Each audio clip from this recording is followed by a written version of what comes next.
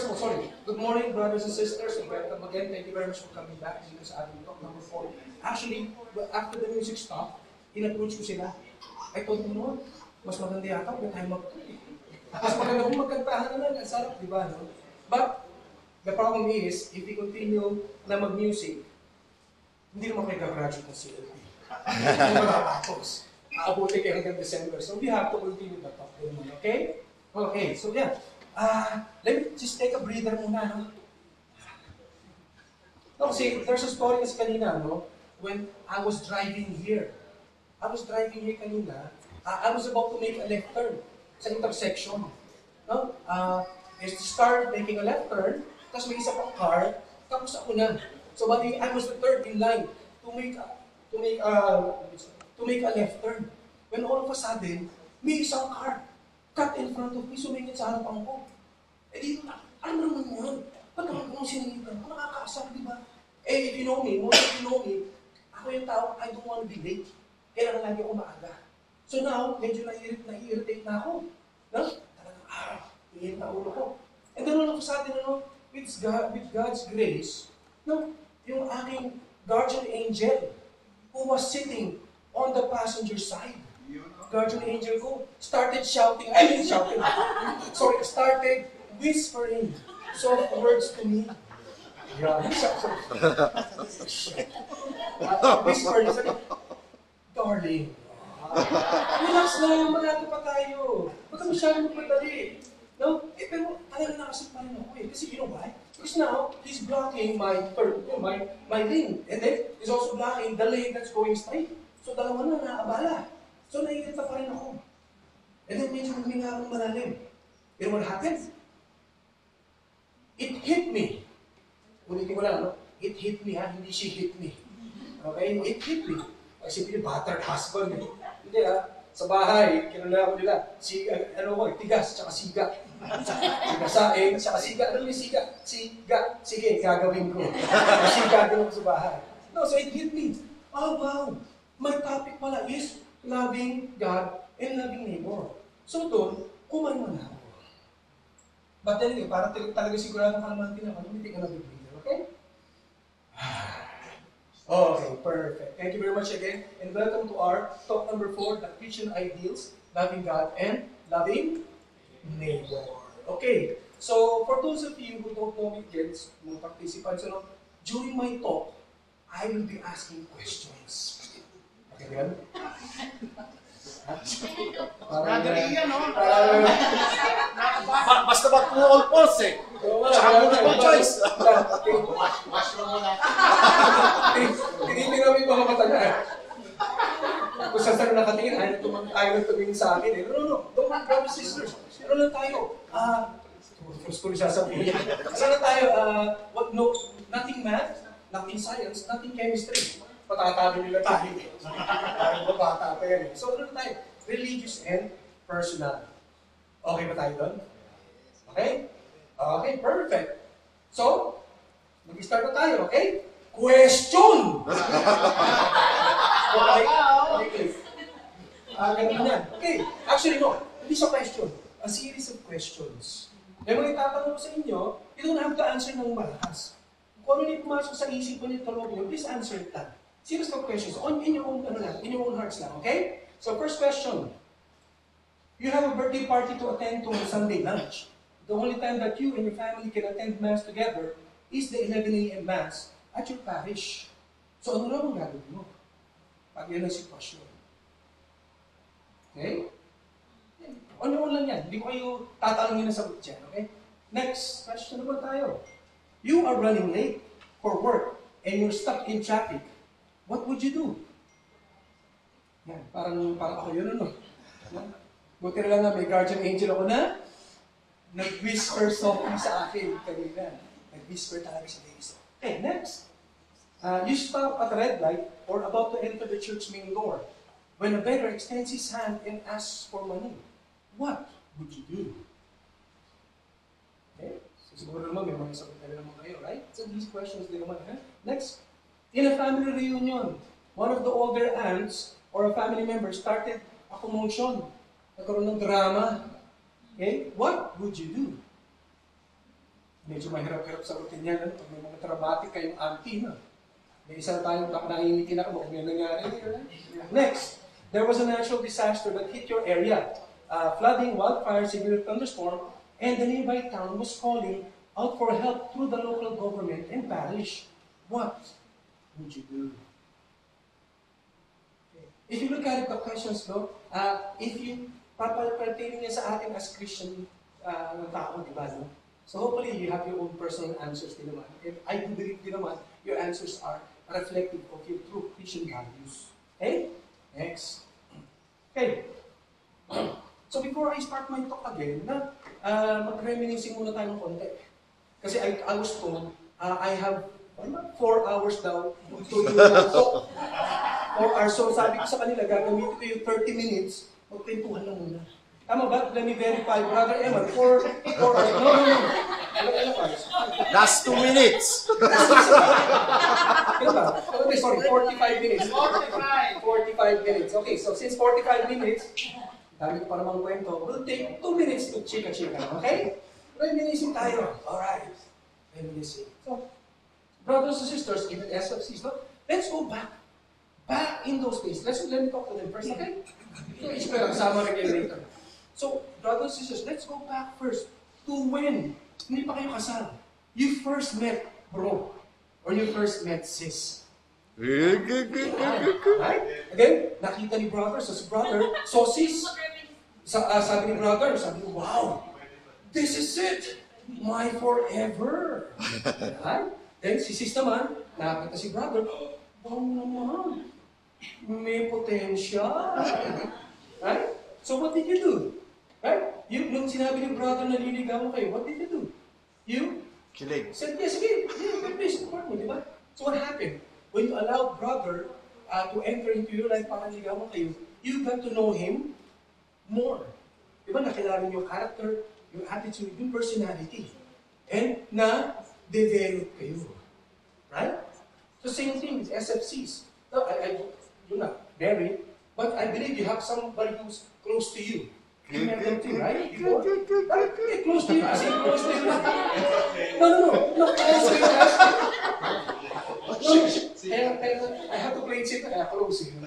Close as friend. Yeah, it's my best friend, right? Right? So you met this person. You know what? This person is funny. You know what? We can be best friends. Right? But how did you become best friends? Because you allowed that person to enter into your life. You get to know her or him, that person, and then you enjoy the company. Right? So now, when you enjoy the company, for all of you, what happened?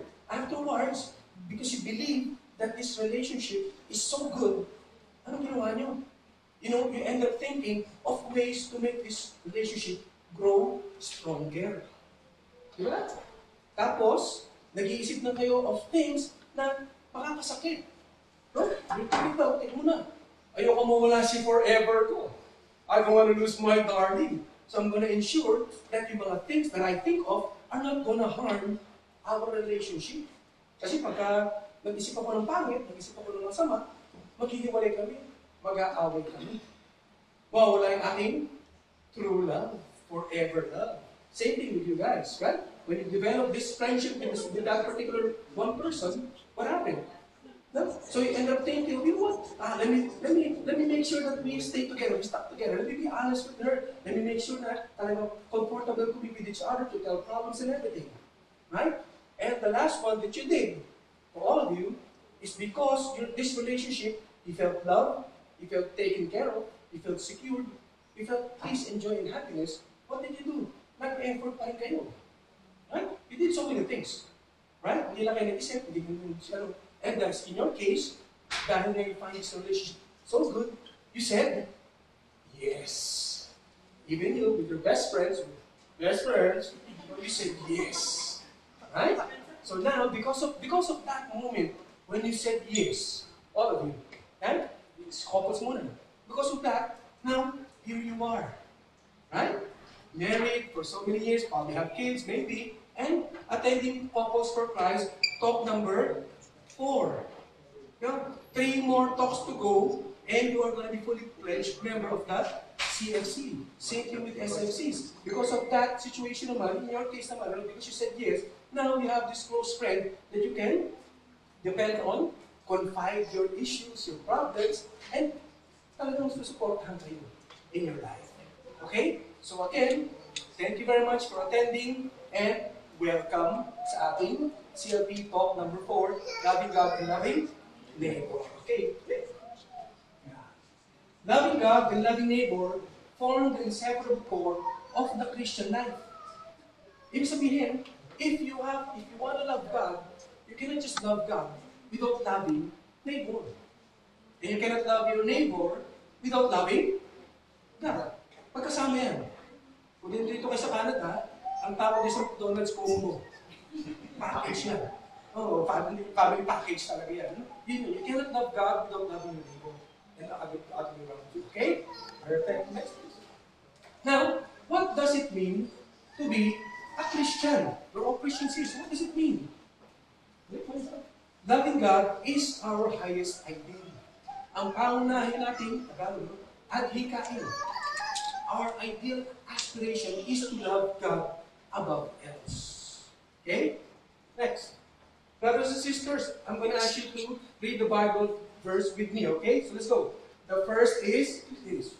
Hear, O Israel, the Lord our God is Lord alone. You love the Lord your God with all your heart, with all your soul, with all your mind, and with all your strength. Thank you very much. For Mark chapter 12, verse 30. So, ang haba, ano? It's a very long verse, but it's very meaningful. Akma sa topic natin. It says there, loving God, you have to love God with all your heart, with all your mind and soul, and with all your strength. So what's going to happen is this? Dadaisip natin siya. Ihimay-himay natin itong verse nito. Okay? Loving God with all your heart. Okay, Brother Rusty, again, please. Thank you. So heart. Heart. As Christians, as Catholics, we consider the heart as the seat of intelligence and decision. Yan ang ginagamit natin mag-decide. Why? Because if you're going to be doing something, does it feel right? Does it feel good?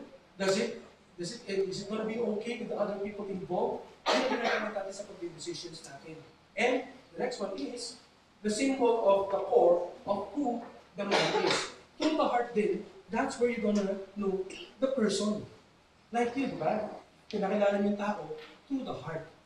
You will know the person through the heart if the person has full of compassion, full of anger, full of joy, full of happiness, full of hatred. Or yung Tagalog na sinasabi natin, no? Baka, I don't know if you know this, but it's called, yung mga maitim mong budhi.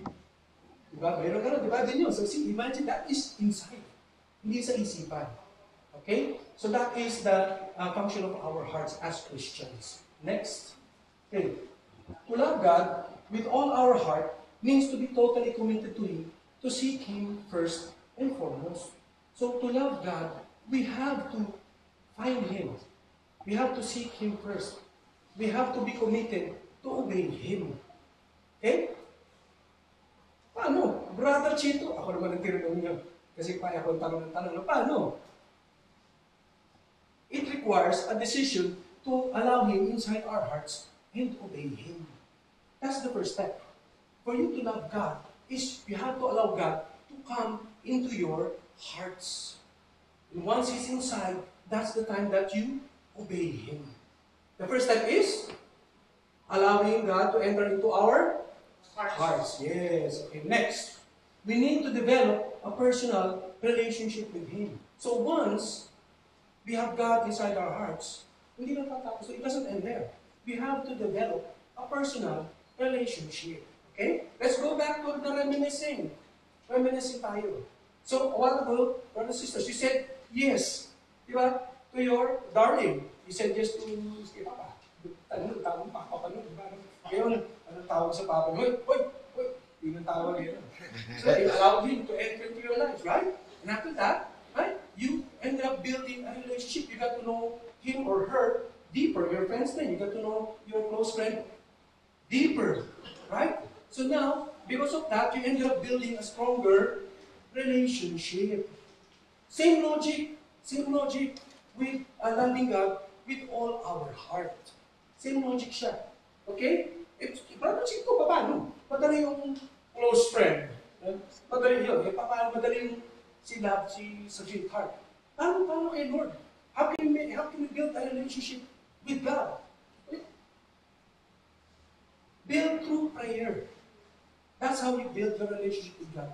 Through prayers. Constant prayer. Hindi lang pray. Baka nagpe-pray ka sa umaga. No? So pray, constant prayer. If in doubt, pray.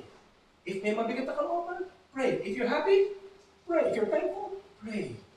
And another step is to read, is to read the Bible scriptures. That's when you get to know God more and deeper. Okay tayo doon? Klaro naman my friends. Brothers and sisters. Okay, next. Loving God with all our mind and soul. Okay? So loving God. Ganito ko magkwento. Okay lang ba? Balik tayo ulit tayo. Let's go back to reminiscing part again. So you end up allowing bro or your friend to enter into your lives. Right? Now, you became sweethearts. Right? So what happens next? So nag-isip na kayo, you thought of things to make the relationship work. Kaya kayo nandito na, right? And you also thought of things na dapat yung iwasan para hindi nga kayo magkaka-away-away. Diba? Nag-isip, alam mo, mag-isip ka na masama. Pinagsilusin mo kagad si Daryl, naging mag-ula kagad kayo. Diba, you don't do that. Diba? You do not do that.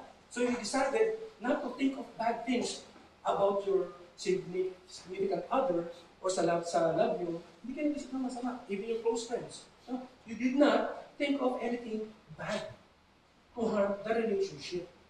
So again, same logic din siya with loving God with all our mind and soul. Brother Chito again, paano na naman yun? How can we love God with all our mind and all our soul? Hey, we love God with all our mind and soul by keeping our mind clean and holy, free from evil and impure thoughts. You allow God to enter into your hearts na, di ba? So now, make sure na we allow God to enter into our minds then. How? By avoiding thinking of so many bad and evil things in life.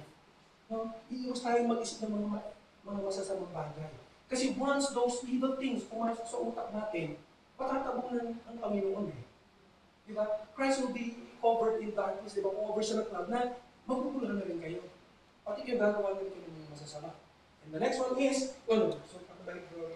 free from uncharitable thoughts. Same thing din. Ano naman yan? Simple. Huwag maging selfish. Pagka pinasukan na kayong selfishness, nagiging we become greedy, then what happens? We tend to hope na. But most of the time, we tend to forget God. Kasi we go on after too much of the material things again. Okay? Next is the free from suspicion that strange relationships and free from worries, knowing that God will take care of us. Ano naman yan? Medyo haba-haba yun, Brother Chito. Yan naman, isang yan naman, is doubt.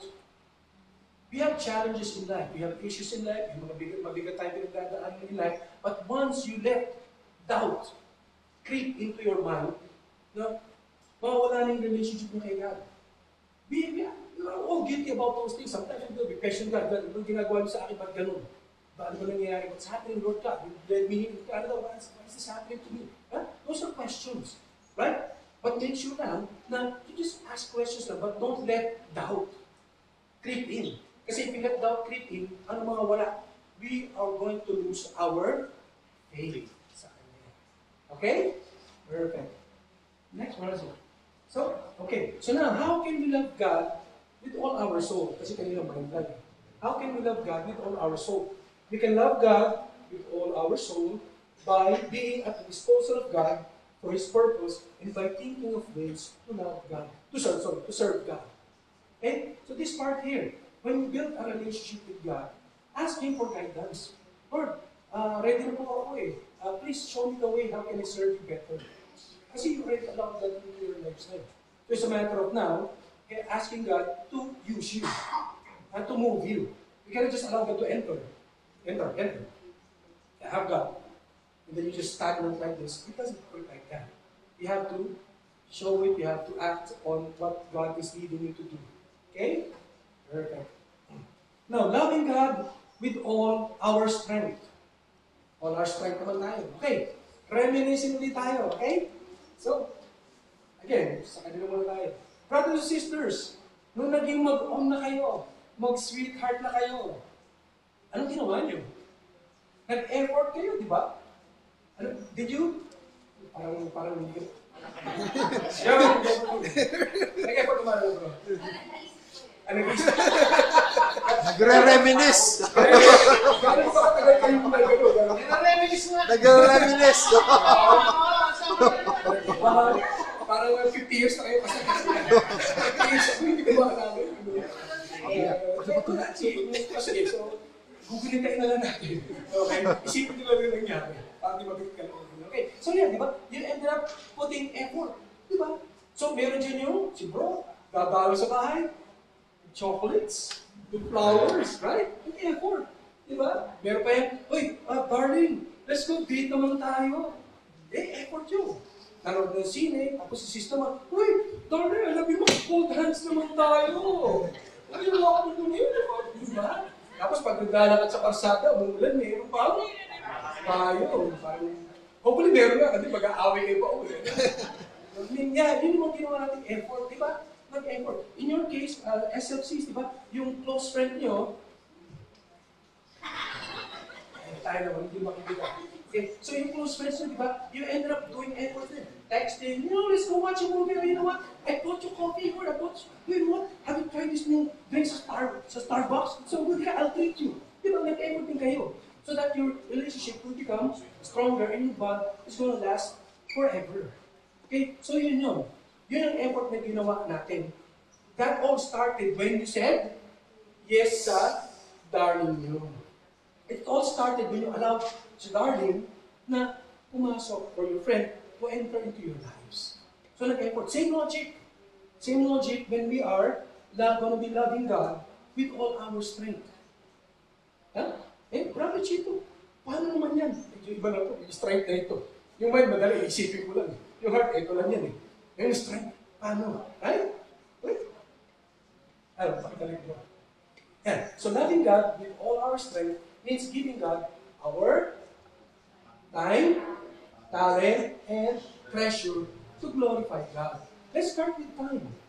To love God with all our strength, we need to give Him time. Paano kung Chito? Wala naman kung ano na pwedeng gawin, di ba?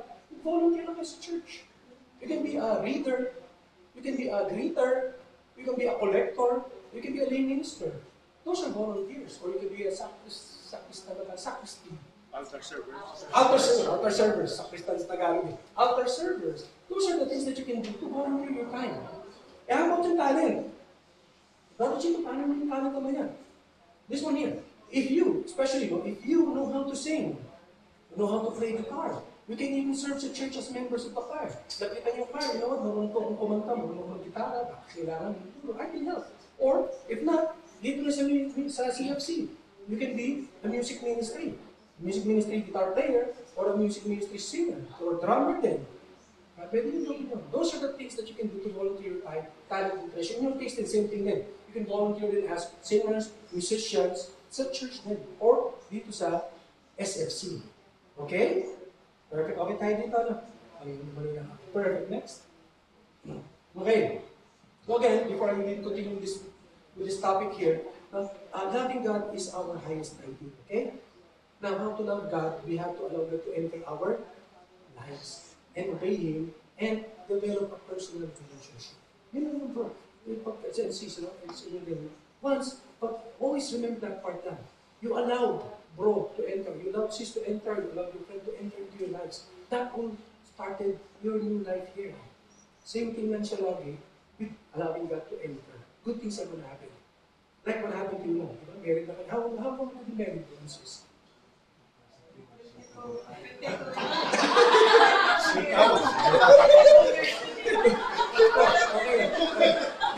Okay lang, alam mo, buti na lang ang topic ko, loving your neighbor, no?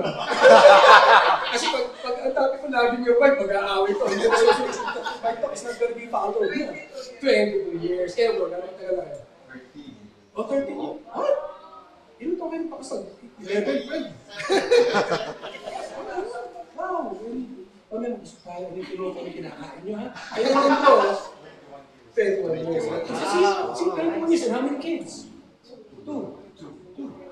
Wow, 2.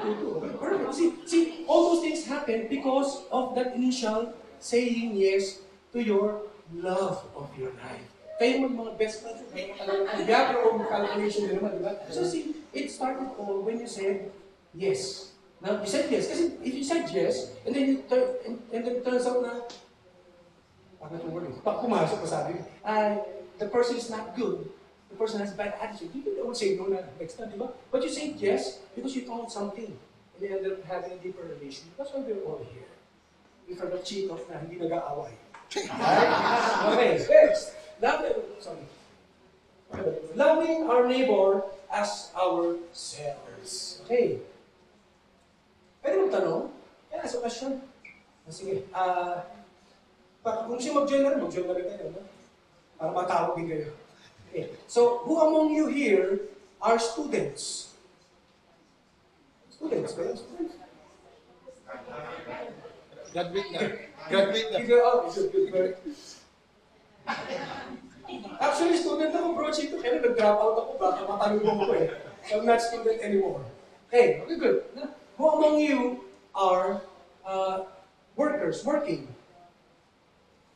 Okay, perfect. Okay, good to know. Okay, perfect. Brothers and sisters, please help me mamaya to remind me about these questions and your answers. Diba, makalimutan ko. Sometimes I have those senior moments. At my young age of 37, yung senior moments. Okay, so, ito naman, okay. So, brothers and sisters, join me again. Please do it. Let's do it loudly. Please read our Bible first. You shall Love the Lord your God with all your heart, with all your soul, and with all your mind. This is the greatest and first commandment. Second is like it. You shall love your neighbor as yourself. The whole law and the prophets depend on these two commandments. Okay. So, commandments pala sa atin. The commandment is to love God with all our heart, with all our mind, with all our strength. And the second commandment is to love our neighbors. Okay, click, bro. Okay, so now, how to love our neighbor, our perfect model to imitate on how to love our neighbor is Jesus and Mary. Okay, bro? Okay, click. Thank you. Okay, again, can we read this again, processes, please? I give you a new commandment. Love one another as I have loved you. So you also should love one another. Okay. So if you look at it, loving one another, loving the neighbor, is not a request. Brothers and sisters, my beloved child, if you're free, whenever you're free, if you have free time, if you're done playing with your cell phone, can you love your neighbor? Hindi naman ganun, di ba? It is a commandment. Ito siya ng Panginoon. To love. Okay? So hindi siya yung, you know what? Medyo, ayoko mahalin yan. Dito lang ako sa kabila, dito lang maganda magbigay ng regalo, dito lang mahalin ko ng todo. Diba, no? Kailangan, everyone, we love everybody. The same. Okay? Next. Question, Brother Chito. Who is my neighbor? Sino? Sino neighbor natin? Everyone is our neighbor. And actually nga, just in case if you feel like, who is really my neighbor? Actually, Jesus actually gave an example, bro. The Good Samaritan. Everybody knows the story of the Good Samaritan, right? The person was robbed and hurt, right? And then other people were walking. The other people, when they saw that person, they were walking on the other side of the street. They were avoiding that person, right? But this Good Samaritan, when he saw the person hurt and robbed, he approached the person, took care of the person, and ginamot niya yung person. He healed the person, brought the person into the inn, gave food, paid for the inn. Right? So we love everyone. But we also must love especially those who are needing help, needing love. Okay? And next. Okay, golden rule. So, alam niyo ba yung golden rule natin? Golden rule ng mga Pilipino?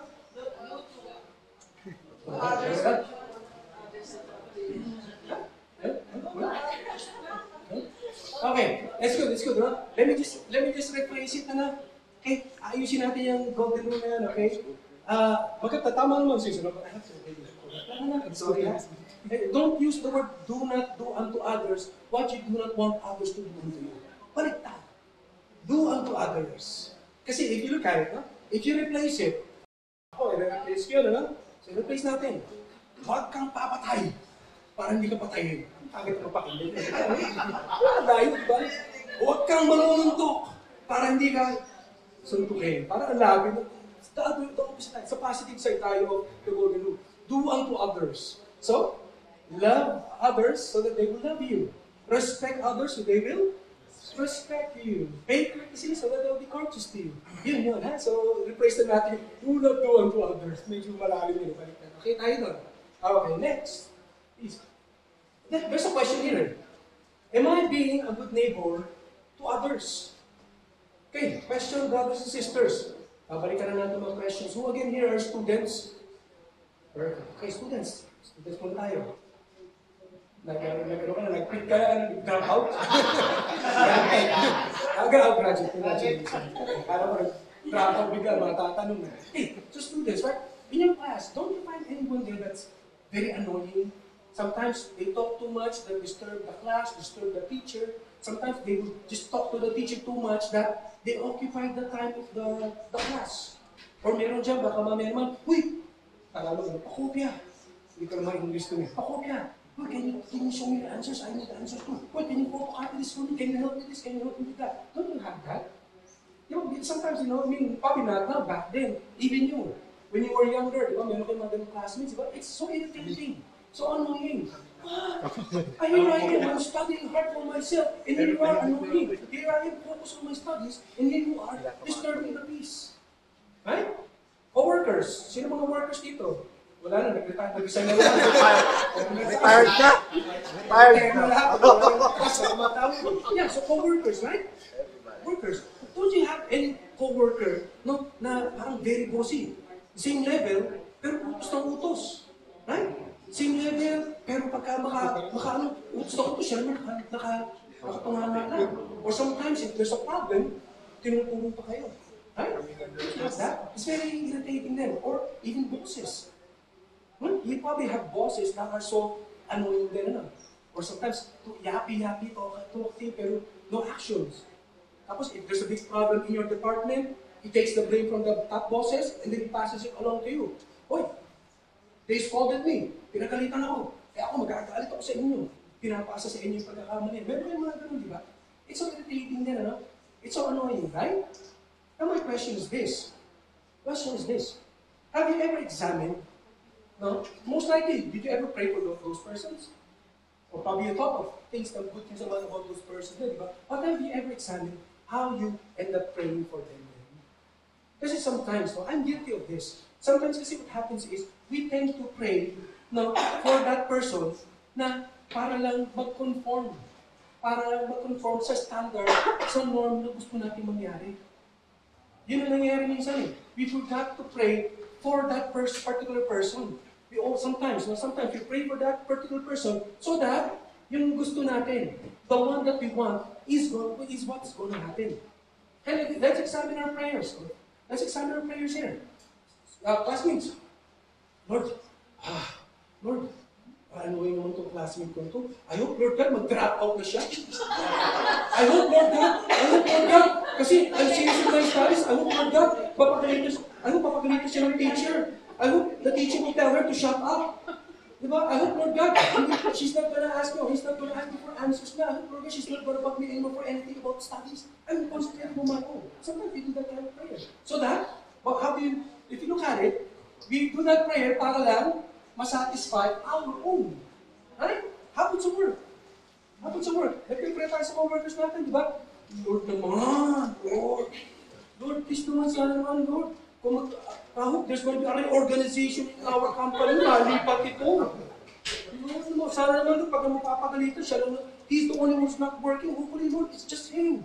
Lord, boss naman, sana naman, Lord, magkaroon ng reorganization so that this boss of mine gets transferred to a different department. Most of the time, di ba? I'm guilty of that. No? But then when I allow the Lord God to enter into my life, nag-change yung mga prayers ko eh. So I hope you do the same. I mean, you don't do the same prayer. You change it. No, you don't pray for them because you want to satisfy what you want for your own. You pray for them. Ask them, Lord God, here is my annoying coworker. Here is my annoying classmate, Lord God. I pray for him. I pray for her, Lord God. Please help me. Allow me to understand understand him or her.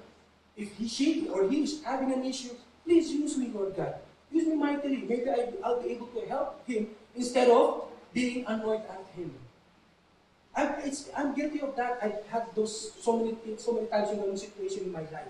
But when I changed my prayer, I felt more at peace. I'm still irritated, but I don't show it na. I don't show it when I go home and tell my wife, "Ay, sa trabaho, nakakabisi ko, work ko yun." No, I don't do that to my wife anymore. Kasi nagagalit si wife sa akin. Ay, ano naman nasa bahay siya, ingay pa. So, you're not gonna do that anymore because you change your prayer. Now you're not gonna be affected more. Instead of being affected, change him, Lord, change him. No. Lord, allow me to understand him or her. Use me mightily so that I can really help him or her for whatever purpose I can really help. Okay? So, okay tayo doon. Okay? Perfect. Next. Ito. Bro, pakibalik mo na bro. Okay. Bro Chito. Magtatag naman, hindi pa naman. Okay. So, Bro Chito, kasi I have so many people that have hurt me. A lot of people have hurt me. Co-workers, classmates, my close friends have hurt me so much. And it's hard to forgive din naman. Sabi niyo, love your neighbor. You love your neighbor that is in need. You also love your neighbor that has made you angry. Right? Bro Chito, ang hirap nun. Hindi mo kayang gawin yun, yung patawad. I cannot do that. It's hard. Yes, it is hard. But let me show you this next slide. One of Jesus' teaching is to forgive those who hurt us. Uto siya ni Jesus. Jesus commanded us to forgive. Okay? This is very hard. It's true. It's very hard to understand and nearly impossible if we try to do it with our own strength. Kung tayo naman gagawa nito, if you're going to do it on our own, it's going to be hard talaga to forgive. But, please, take a picture. Sino mo pinipicture? Me or? Ako, di ba? Thank you. No. I'll sign it later. Okay? So it's very, the only way for us to be able to do this, now to forgive other people that have hurt us, is to first experience God's love. When you experience God's love, then you will know that He forgave our sins. That He is a forgiving God. He is a God of mercy.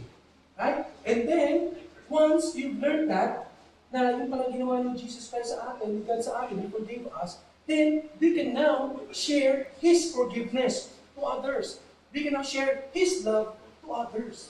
It all starts from Him. I've had it so much, brothers and sisters. Maraming beses na rin ako nasaktan. Maraming beses na rin, I've had so many arguments, quarrels with other people then. And I was having a hard time forgiving them. But then again, because of this, getting to know God, especially here in CFC, it changed me. It's very easy for me not to forgive na rin naman. No? Compared to before, naabuti ko na siyam-siyam. Months, years, decades. Okay? So perfect. Okay, next. This unconditional love, this love of God, enables us to love one another. Now, why? Because of that we are loving, but because God is a loving God. So we can love other people. Why? Because we are not loving people. It's God who loves us. So what happens? When we have God inside, we can now show His love to others. Okay tayo doon. Perfect. Thank you. Now, I'm going to ask you verses. Imagine the cross. Okay? Loving God and loving neighbor have been likened to the vertical and horizontal parts of the cross. So, pagka nakakakita ko, pag ipag tayo sa simbahan, hopefully you will remember this part of my talk. No, when you go there to church, or when you end up wearing your cross, or you saw a symbol of the cross in your car, grocery, the cross, no, hopefully you remember this. The cross is likened to the vertical, it directs upwards to God. See? Upwards to God. And then the horizontal to our fellow man. So this center here is love. That's love. How do we use it? We use it to love God. And God is at the very top of this cross. Okay, the symbol, loving God. And then we love our fellow men sideways. Bakit sideways? Brother Chito, nakita niyo yung cross, it's level, pantay-pantay kasi. So we love our neighbors equally. Okay? Okay? Okay, perfect. So, brothers and sisters, again, yun lang, the first step is to allow God. And I congratulate you, you know why? Kasi, Brother Chito, paano nga namin pala allow si God to enter into our lives? Yun ang question na. Kasi God is not gonna directly talk to you na, let me go inside your heart. No, He's not gonna do that. What's gonna happen is, si God, eto, mga kapatid, no? Kasi, normal, it's kung direct ko din daw eh. Okay? Okay. So yes, so again, God is not going to go straight directly to you. Bigla kang tatapikin. He's not going to tap on your shoulder. Hey, I'm going to go inside your heart. Let's go. No. But God is going to use people to touch you, to touch your heart. Now, at this very moment, do you think God used something or somebody to touch your hearts? Yes. What? Yung invitation sa CLP itself. This part here is the way that God, you are allowing God to enter into your life. So here, I'm about to do that. So give yourself a round of applause for even accepting not Brother Russ's invitation, not Brother Emma's invitation, not their invitation, but it's God's invitation. Yeah. Thank you very much. I respect you, okay? Okay, and brothers and sisters, I'm so happy and delighted to be of service to you. Na nakapag-serve ako sa inyo through my talk. And for that, may God be praised. Thank you very much.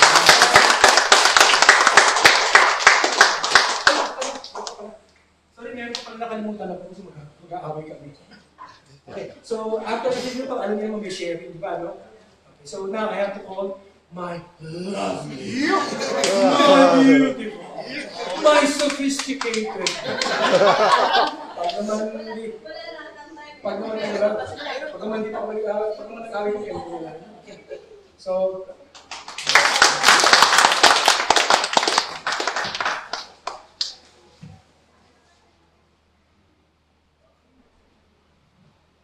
Hi everyone.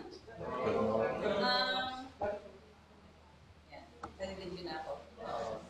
So kung si Bro Chito ay jolly and joyful, ako naman ay boring and quiet. Totally opposite kami. We've been married for 30 years, so I think yun ang secret namin. Totally opposite. So,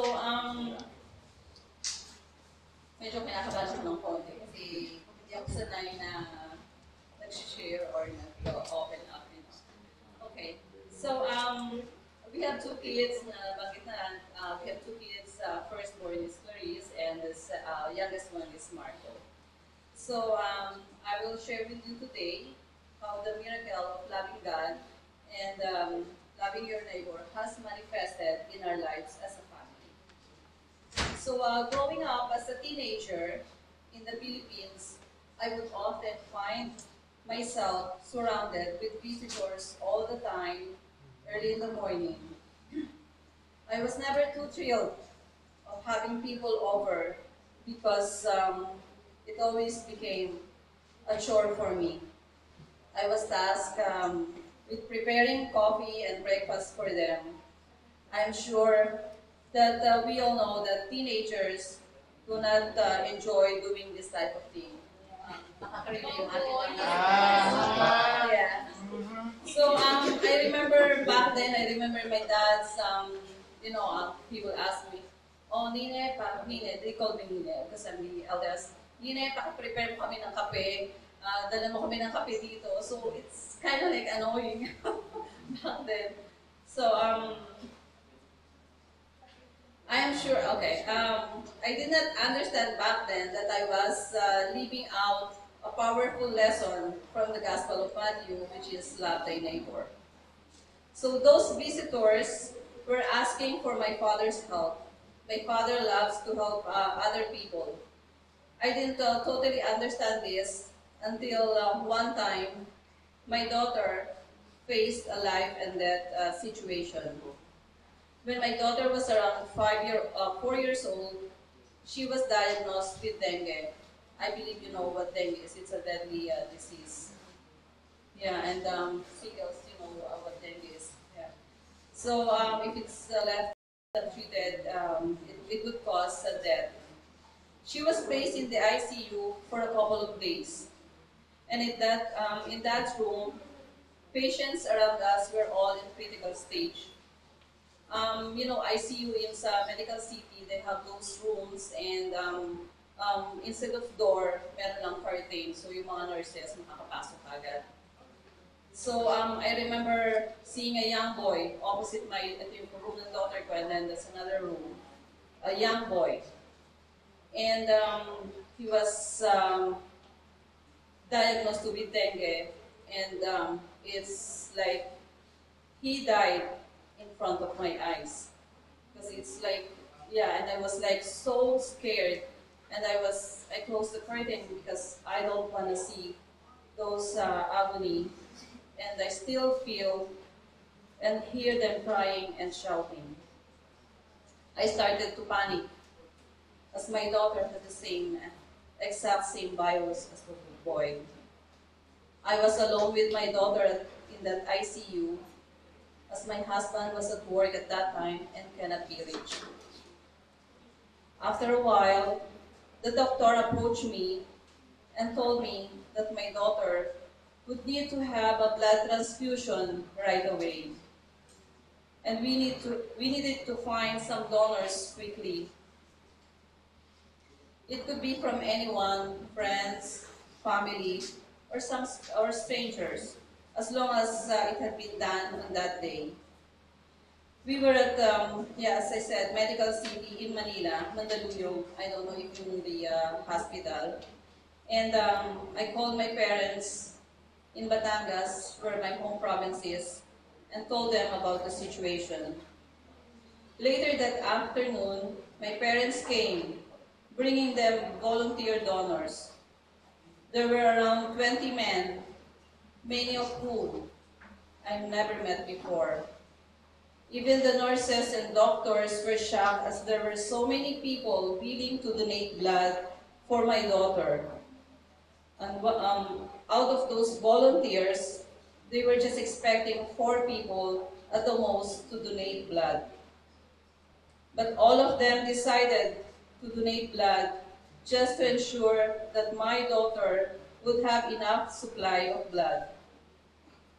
Brothers and sisters, I believe this happened because of how my parents, especially my father, who is a man of faith, loves to help his neighbors. He has helped people without asking for anything in return. God returned that love that my father gave by having those people help us in time of our need. I am deeply grateful to the people who help us, but most of all, I am grateful to have my parents who always welcomed others into our house.